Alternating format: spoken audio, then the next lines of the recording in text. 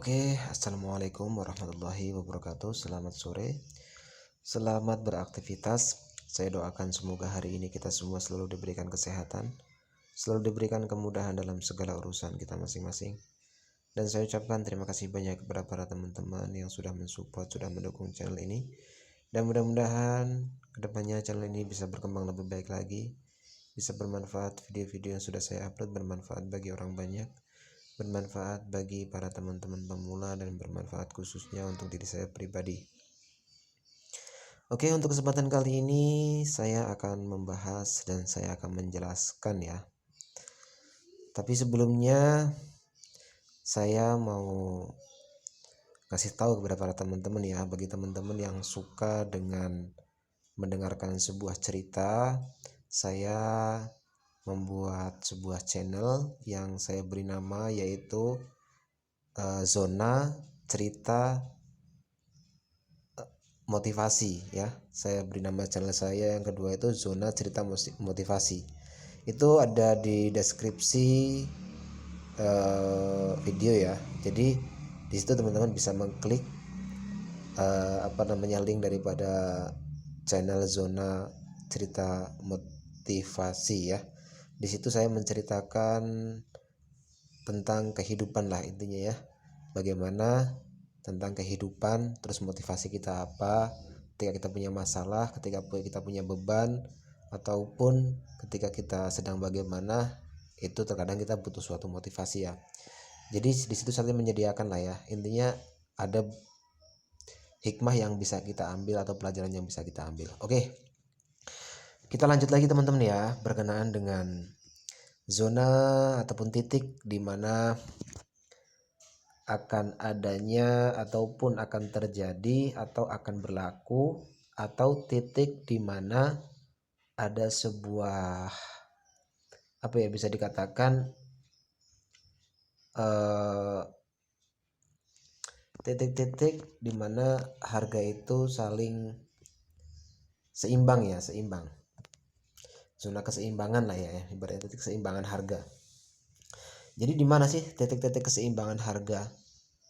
Di mana ketika harga itu dia berjalan untuk naik, turun, naik, turun, naik, turun, naik, turun. Nah, itu pastinya ada suatu harga ataupun suatu momen di mana di situ terbentuk suatu keseimbangan ya. Keseimbangan harga bisa terjadi di mana antara pembalasan buyer, seller, seller ini pastinya ada titik suatu keseimbangan ya.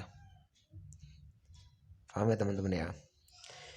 Jadi yang kita pahami, yang kita harus paham dengan pola-pola seperti itu teman-teman ya, yang pastinya adalah wilayah level ya, level resisten, level support, itu yang harus kita pahami.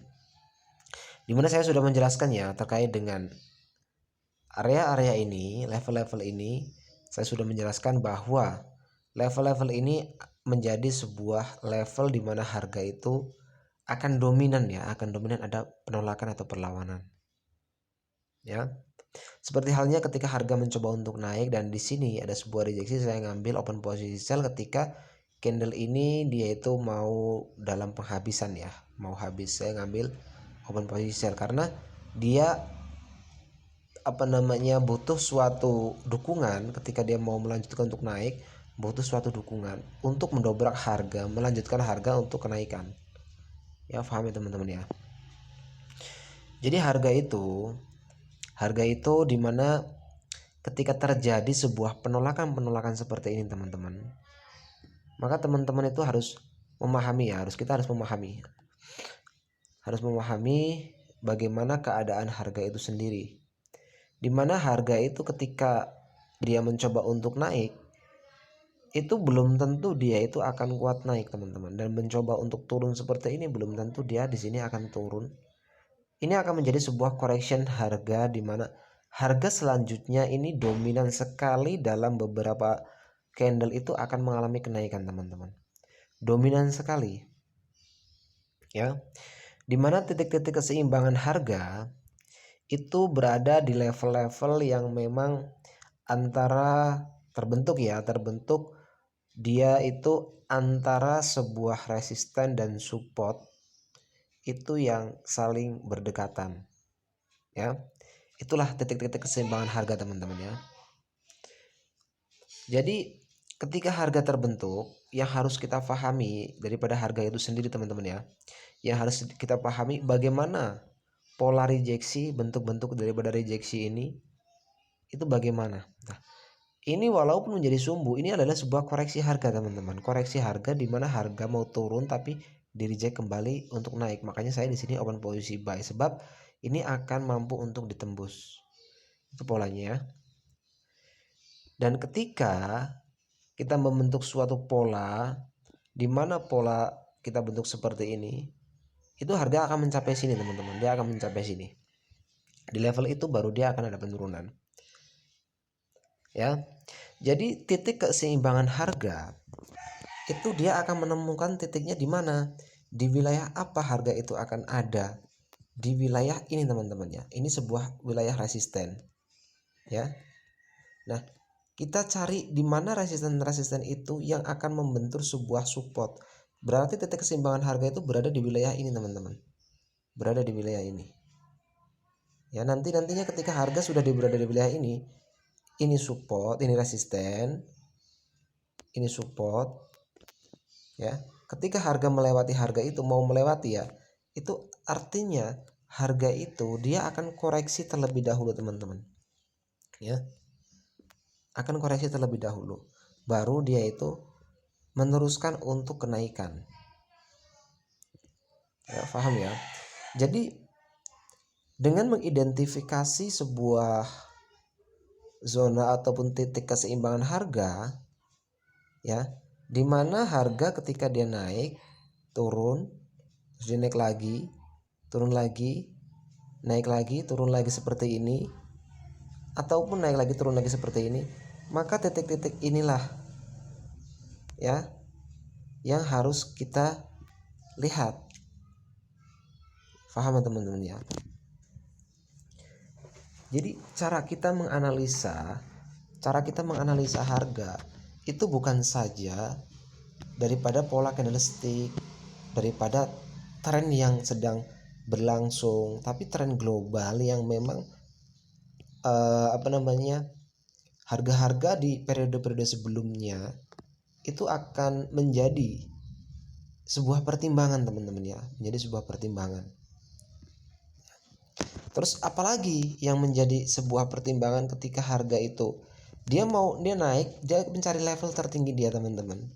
Nah, ketika dia turun dia berhasil melewati ini, teman-teman, melewati zona ini, ya. Dia berhasil melewati zona ini tidak akan mampu, teman-teman. Harga itu tidak akan mampu langsung jatuh ke bawah ini. Karena apa? Di sini adalah support, ya. Di sini adalah resisten, di sini adalah resisten. Artinya ini membentuk suatu apa? Suatu titik keseimbangan harga, di mana ketika harga mencoba untuk naik dengan tidak terjadi suatu perlawanan seller yang kuat, maka candle hijau ini menyeimbangkan dan membuat support harga untuk naik, menyeimbangkan kenaikan, ya. Di wilayah apa? Di wilayah ini, yang pastinya wilayah ini dia akan menjadi area di mana harga itu akan dominan. Sebelum dia jatuh jauh, ketika dia turun seperti ini, maka di sini akan ada penolakan, baru dia turun kembali. Artinya di wilayah ini adalah bentuk daripada suatu benteng yang membentengi harga itu sendiri. Harga yang di sini itu tidak bisa menembus ini, ya, tidak mampu, tidak semudah itu menembus wilayah-wilayah itu, ya. Menembus apa? Menembus antara level ini sama level ini, ya. Paham, ya, teman-teman, ya? Maka ketika harga jatuh di sini, dominan dia akan di reject di wilayah ini, ya. Dominan akan di reject. Tapi apakah harga itu benar-benar dia akan turun atau akan naik? Itu kita harus perhatikan daripada pola candlesticknya, ya. Kuat tidaknya secara apa? Secara body, Secara apa dia akan turun? Secara rejeksinya itu dominan atau tidak. Paham teman-teman ya?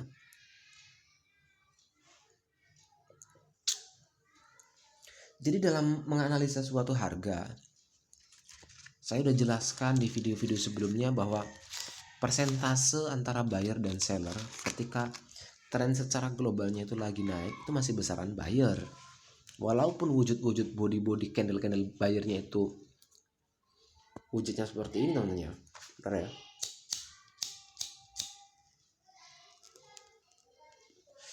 Wujud candle buyernya wujud-wujud seperti ini.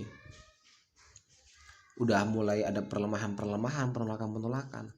Itu yang harus teman-teman perhatikan. Ya. Oke. Ini harga akan koreksi teman-teman. Kalau kita lihat tuh, ya. Harga di sini akan ada sebuah correction harga. Harga akan ada sebuah koreksi harga. Saya sudah menjelaskan ya tentang pola ini ya. Saya sudah menjelaskan. Di mana pola ini itu kita bisa ambil daripada harga di bawah sini naik ke atas seperti ini, ataupun harga di wilayah ini lari ke sini. Ini akan ada penolakan terlebih dahulu teman-teman. Ya, akan ada penolakan terlebih dahulu sebelum dia itu memang benar-benar mengkonfirmasi dia akan naik. Ya, harga di sini itu harus ada harga yang menjadi sebuah penolakan, yaitu sumbu teman-teman ya.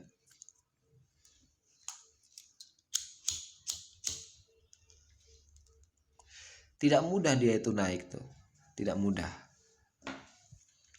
Dia tidak mudah untuk melewati trackline dia ya, melewati trackline dia. Ini kan sudah berada di trackline dia teman-teman. Di trackline dia. Kalau kita garis daripada sini, ini adalah trackline dia ya nih. Level ini, trackline dia. Ya. Harga tidak mudah untuk naik. Pas banget ya. Coba kita ngambil 1 menit lagi untuk sell. Kenapa? Karena ini bukti rejeksi. Apakah mampu rejeksi ini dia untuk menurunkan level harga? Ya belum tentu. Ya. Ini kan hanya menjadi clue dulu ya. Ini hanya sebuah clue dulu. Sumbu ini ya, bahwa ada penolakan. Ya tetap ada proses harga yang lagi berjalan ini, tetap ada penolakan. Tapi dia terlahir sebagai candle seller atau buyer ya itu belum tentu teman-teman. Ini akan terjadi di kemudian di depannya, mungkin di 3 candle ke depan itu akan terjadi sebuah penolakan besar gitu loh. Kalau candlestick itu kan itu biasanya terjadi itu harus ada sebuah konfirmasi. Ya, harus ada sebuah konfirmasi yang memang kuat ya teman-teman ya. Nah, tidak mampu untuk tuh berarti di periode selanjutnya harga itu akan jatuh teman-teman. Di periode selanjutnya harga itu akan jatuh. Saya sampai 45 untuk open posisi sell di sini. Sampai 45. Saya yakin harga di sini itu akan berhenti di level ini nanti. Akan berhenti di level itu. Ya, kemungkinan di sini ada kenaikan sedikit terus dia turun kembali. Dia akan menyamakan levelnya teman-teman, menyamakan level ini nih. Nah, ketika di sini ada penolakan dia akan naik menjadi candle buyer. Kemungkinan baru dia akan melanjutkan turun kembali. Ya. Yang jelas titik-titik keseimbangan harga itu berada di level ini. Di sini tidak mudah ini teman-teman, dijebol tidak mudah. Dia akan berhenti di level ini. Dia akan berhenti. Ya. Di sini saya open posisi buy. 1 menit ya, 1 menit. Karena dia akan berada di titik keseimbangan harganya. Ya. Belum menyentuh ya, belum menyentuh. Dia akan berada di titik keseimbangan harga. Dia akan mencari ini teman-teman. Dia akan mencari titik keseimbangan harga ini. Baru dia ketika tidak mampu untuk naik, ketika dia ditolak untuk turun, dia akan naik dulu, dia turun lagi. Kalau bayarnya lemah, itu langsung turun dia teman-teman ya. Kalau bayarnya lemah. Wujud body adalah wujud sebuah power. Power yaitu power kekuatan. Wujud sumbu adalah menginformasikan harga ke depannya. Itu akan bagaimana itu bisa kita baca daripada wujudnya sumbu. Ya.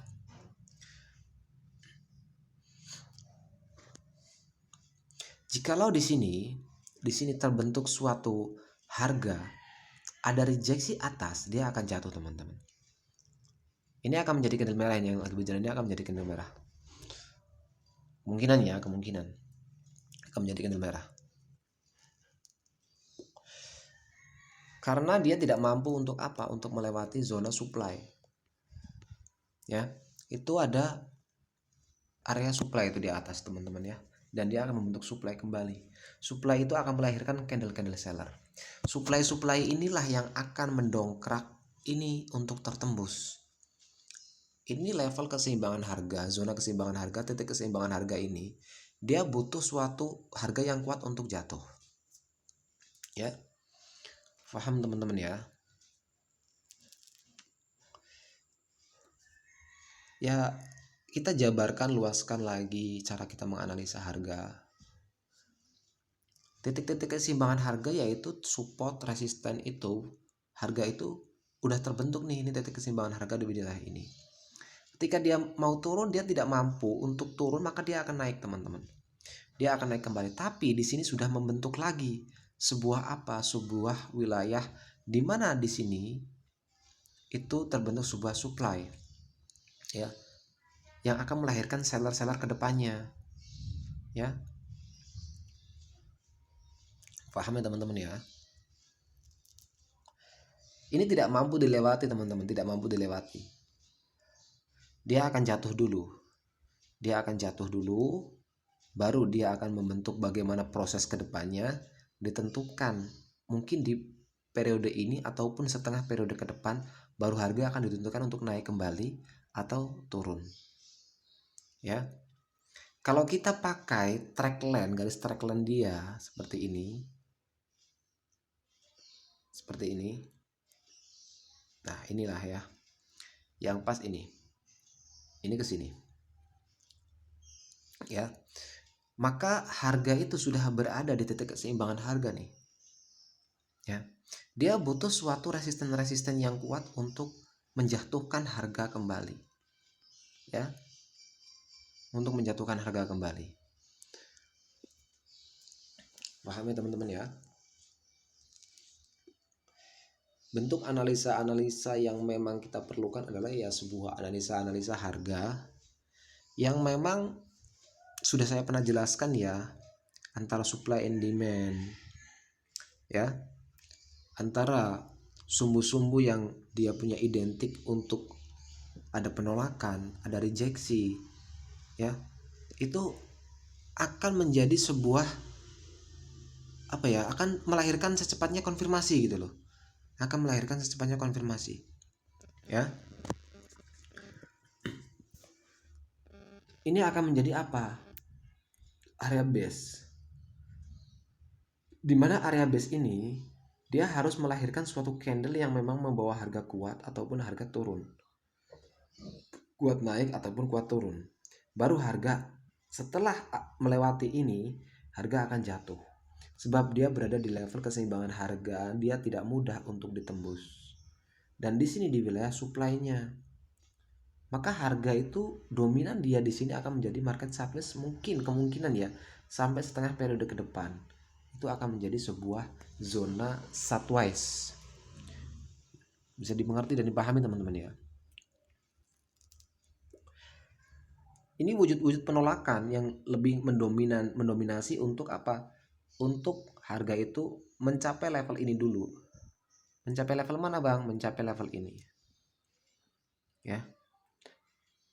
Ini wujud-wujud rejeksi. Wujud-wujud rejeksi.